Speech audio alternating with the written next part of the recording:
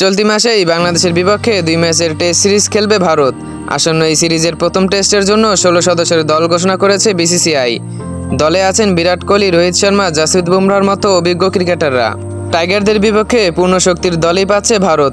অভিজ্ঞ ক্রিকেটারদের দলে পাওয়ার পাশাপাশি চোট কাটিয়ে ফেরা ঋষভ পান্থকেও পাচ্ছে তারা। সব মিলিয়ে নিজেদের সম্ভাব্য সেরা স্কোয়াড নিয়েই মাঠে নামবে রোহিত শর্মার দল। সিরিজের প্রথম টেস্ট অনুষ্ঠিত হবে 19 সেপ্টেম্বর থেকে 23 সেপ্টেম্বর পর্যন্ত। চেন্নাই হবে এই ম্যাচটি। এরপর 27 সেপ্টেম্বর থেকে 1 অক্টোবর পর্যন্ত কানপুরে সিরিজের দ্বিতীয় ও শেষ টেস্ট। দুটি ম্যাচেই আইসিসি টেস্ট চ্যাম্পিয়নশিপের অংশ। সাদা পোশাকের লড়াই শেষে দুই দল 3 ম্যাচের একটি টি-20 সিরিজ খেলবে। 6 অক্টোবর গোয়ালিয়রে, 9 অক্টোবর দিল্লিতে ও 12 অক্টোবর হায়দ্রাবাদে হবে টি-20 সিরিজের 3টি ম্যাচ।